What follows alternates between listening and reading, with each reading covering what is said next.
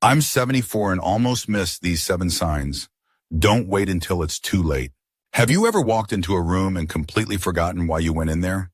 Or maybe you found yourself searching for your glasses while they're already sitting on top of your head? Don't worry, you're not alone. These moments happen to all of us, especially as we get older. But here's the thing. While occasional forgetfulness is normal, there are subtle signs we need to pay close attention to. Because sometimes what seems like a senior moment can be the early whisper of something more serious. Growing older is a beautiful thing. It means more stories, more wisdom, more experiences. But it also means we need to stay a little more alert to the changes in our body, yes, but especially to the changes in our mind. Mental decline doesn't show up overnight. It tiptoes in, quiet and slow, a missed appointment here, a word that won't come to your tongue there. At first, it's easy to laugh off, but the earlier we recognize these signs, the more power we have to do something about them. So let's have a real conversation today, one that matters. We're going to talk about 7 early signs of mental decline that often go unnoticed after the age of 70. Not to scare you, but to empower you. Because knowledge is power, and with the right awareness, there are so many ways we can slow down the clock and keep our minds sharper for longer. Let's begin with one of the sneakiest signs, one that hides behind laughter and self-deprecation. It's forgetting familiar names and faces. Now, we all forget a name every now and then, especially when we bump into someone we haven't seen in a while. But if you start regularly blanking on the names of people though close to you, like a neighbor you've known for years or your favorite niece, that's something to take seriously. It's not just about the embarrassment or the awkward moment. It's about the brain's memory recall system starting to slow down. Here's a helpful tip. Start practicing memory games that involve names and faces. Look at old photo albums and say names out loud. Associate new names with something memorable, like Sally from the store with the silver scarf. These small exercises help keep your recall muscles strong. And if you notice you're struggling more than usual, talk to your doctor. There's no shame in being proactive. Now, another early sign that often gets brushed off is difficulty following conversations, especially in noisy places or when several people are talking. Have you ever been at a family dinner and suddenly it feels like everyone is speaking too fast or all at once, and you just tune out? That's not just hearing. That can be a subtle cognitive shift, your brain working harder to process and keep up with multiple inputs. And it can be frustrating. You may find yourself nodding along even when you're not sure what was said, just to avoid stopping the flow of the conversation. But here's the thing, pretending to understand doesn't help. What does help is slowing down, asking people to speak one at a time, or moving to a quieter room to talk. Also consider getting your hearing checked. Sometimes it's not memory, it's sensory input. And when you treat the ears, the brain gets the boost it needs to stay engaged. Let's talk about another one, losing interest in things you used to love. This one is tricky because it often hides behind other excuses. I'm too tired, it's too much effort, or I've done that enough times. But if you used to enjoy gardening, painting, reading, or even just going for walks, and now you don't feel like doing any of it, don't ignore that feeling. It could be more than just fatigue. It might be a sign your brain is pulling away from stimulation. When the brain stops seeking engagement, the decline speeds up. It's like a muscle that isn't used. It starts to weaken. But the good news is you can reignite that spark. Sometimes it takes a gentle push. Try something new. Even something small. Join a local group, take a short class, or pick up a new puzzle book, or set a goal, like finishing a novel this month. Don't underestimate the power of curiosity in keeping your brain alive. Another quiet sign that often goes unnoticed is struggling with simple decisions. We're not talking about life-changing choices, just little things like what to eat for lunch, what clothes to wear, or what route to take to the store. If these decisions start feeling overwhelming, or you find yourself asking others to decide for you more often than before, it might be your brain signaling a slowdown in executive function. That's the part that helps with planning and decision-making. Again, the best thing you can do is practice. Make a point to decide on one small thing each day without second-guessing. Keep a daily list of choices, no matter how small, and track how you feel after making them. That confidence builds up, and with it, your brain's sharpness gets a little stronger. And while we're at it, let's not forget this one, getting lost in familiar places. This might be the most worrying sign for many, and understandably so. If you've ever taken a wrong turn on a route you've driven 100 times, or paused in the grocery store and suddenly didn't recognize where the milk aisle went, don't panic, but do pay attention. Spatial orientation is deeply connected to memory, and changes in this ability can be an early flag of mental decline. The key here is awareness. Start using subtle memory cues. Before you head out, visualize your route. Say the steps out loud. When you're in the store, repeat your list in your mind. And if this happens more than once, don't wait. Talk to someone you trust or bring it up during your next checkup. Getting lost once doesn't mean something's wrong, but it does mean your brain might need a little extra attention. These early signs aren't reasons to fear, they're reminders. Reminders that the brain, just like the body, needs care, love, and activity to stay strong. It's never too early or too late to take that care seriously. Let's keep going.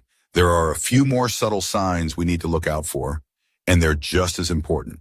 Now let's take a moment to talk about something many seniors experience but don't always link to cognitive health. Repeating the same stories or questions without realizing it. You might find yourself telling your daughter the same story about your first car, only to hear her gently say, "Dad, you mentioned that yesterday." Or you ask a friend if they've seen your glasses and they reply, "Yes, you just asked that 5 minutes ago." When this starts happening more often than usual, it can be more than just a harmless quirk. It may signal a breakdown in short-term memory. And while everyone repeats themselves occasionally, especially when we're excited or distracted, consistent unintentional repetition is something to take note of. What helps here is awareness and gentle self-checks. Try keeping a small notebook or using a note app on your phone. Jot down when you've shared a story, made a phone call, or asked a question. You might be surprised by how much clarity a little tracking can bring. It also helps build patterns. When you see a trend, you can do something about it. And that's what we want, awareness that leads to action.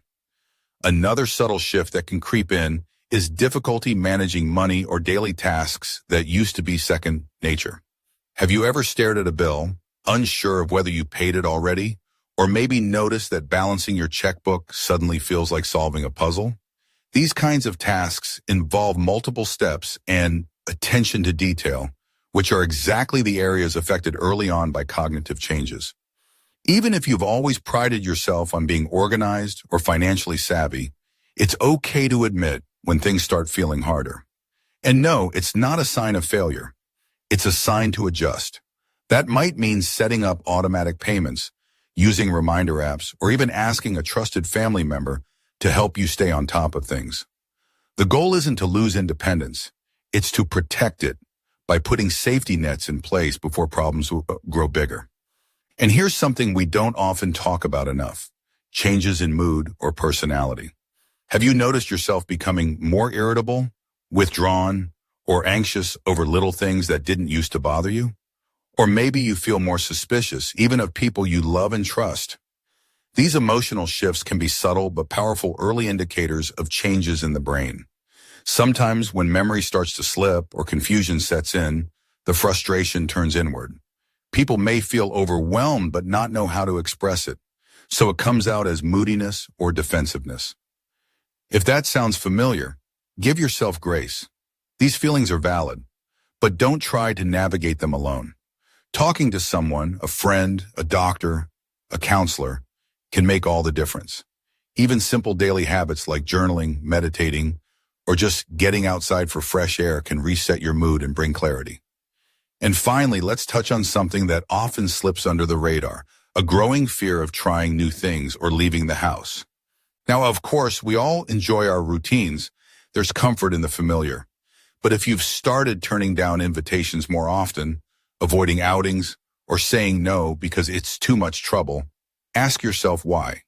Sometimes this withdrawal is rooted in a quiet fear. What if I get confused? What if I forget something? That fear can be a sign your brain isn't processing the unknown the way it used to. It's trying to protect you. but in doing so, it might be holding you back from the very things that keep it healthy and alive. Don't let fear shrink your world. Start with tiny steps. Say yes to a short walk with a friend. Try a new dish at your favorite cafe. Take a different route home. Every time you challenge your brain with something new, you're building resilience, not just in your mind, but in your spirit. The beauty of all this is that we're not powerless. In fact, the opposite is true. The earlier we recognize these little warning signs, the more incredible opportunity we have to do something about them. Because mental decline isn't a switch that flips, it's a slow drip, and we have the chance right now to tighten the faucet. So many people wait too long to say, maybe I need help, or maybe this isn't normal. But not you. You're here, you're learning, you're paying attention, and that already puts you miles ahead. Let's keep the conversation going. There's one more piece of this puzzle to talk about, one that ties all the signs together and gives you a plan forward. Now, let's take a breath together. We've covered a lot already, haven't we? But there's still one more sign we need to talk about. It's not one you can easily see in the mirror or spot in a conversation. In fact, this one often flies under the radar until it's been there for quite a while. I'm talking about a general sense of confusion or disorientation, especially in familiar environments or situations. Have you ever found yourself staring at the microwave and suddenly forgetting how to start it? Or standing at the front door with your keys in hand, but feeling unsure of what you were just about to do? That foggy, disconnected feeling can be unsettling, and it doesn't have to be constant. It may come and go, which makes it even harder to notice. But when these little blips of confusion become more frequent, they can signal that your brain is having trouble processing routine information. This doesn't mean you're losing it. Let's get that idea out of our heads right now. What it does mean is that your brain, just like any other part of your body, may be asking for a little more support. Here's something that can help. Structure. Creating a gentle rhythm to your day gives your brain something solid to hold on to. Set simple routines for your morning, afternoon, and evening. Keep your keys, glasses, and important items in the same place. Use calendars, paper or digital, to anchor your memory with visual reminders. And most importantly, don't be afraid to ask for help if you feel unsure. There is nothing weak about that. In fact, it's one of the strongest things you can do because it means you care about your health and you're not letting pride stand in the way of progress. Now let's take a moment to look back, not to repeat ourselves, but to connect the dots. Maybe one or two of these signs felt familiar to you, maybe more than a few, and that's okay. What matters most is what you choose to do next. See, mental decline isn't a cliff, it's a path, and we get to decide which direction we walk. Left unchecked, yes, these early signs can grow. But caught early, addressed with intention, they can be slowed, managed, even reversed in some cases. Your brain is a living, breathing part of you. It thrives on stimulation, on challenges, on love and laughter and learning. It's never too late to feed it what it needs. So what does that look like? It can be as simple as trying something new each day, reading a book you've never picked up before, doing a crossword over breakfast, calling an old friend for a chat. Movement helps too. A 15-minute walk can do wonders for blood flow and mental clarity. Even just getting sunlight in the morning helps reset your internal clock, keeping your brain more alert and balanced throughout the day. And don't underestimate the power of connection. Loneliness isn't just sad, it's dangerous. Studies have shown that social isolation can accelerate cognitive decline. So find your people, whether that's your grandchildren, a church group, a book club, or even a friendly chat with your neighbor. Stay connected. Now I want to speak to something deep, something that might be quietly sitting in the back of your mind. Maybe you've felt a little fear creeping in during this video. Maybe you've asked yourself, what if I'm already too far gone? Or what if I'm the only one dealing with this? Let me be clear, you are not alone. Millions of people, many just like you, are walking through these same questions. And every single one of them has the power to do something about it. You included. Just the fact that you're here watching this means you're already taking the first step. Let's change the way we talk about aging. Let's stop pretending that growing older means growing weaker, because it doesn't.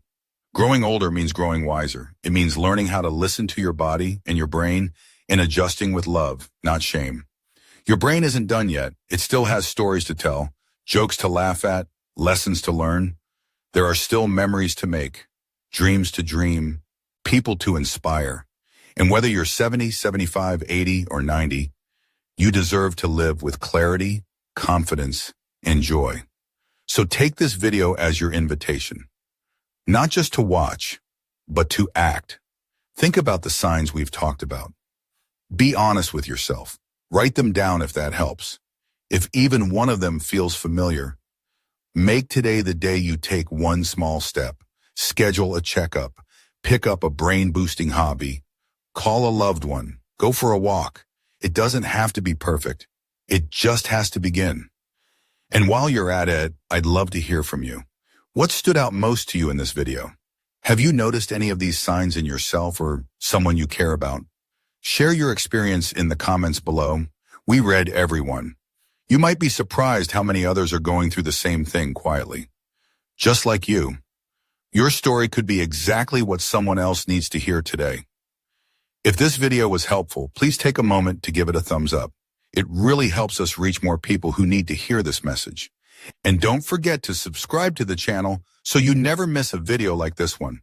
We've got more practical, uplifting content just for you. Because here, we believe that age is not a limitation. It's a gift. A sign you've lived, you've loved, you've learned. And your journey isn't over. Not even close. So here's to staying sharp. Here's to facing every birthday with strength. Here's to living your best life at any age. We're with you every step of the way.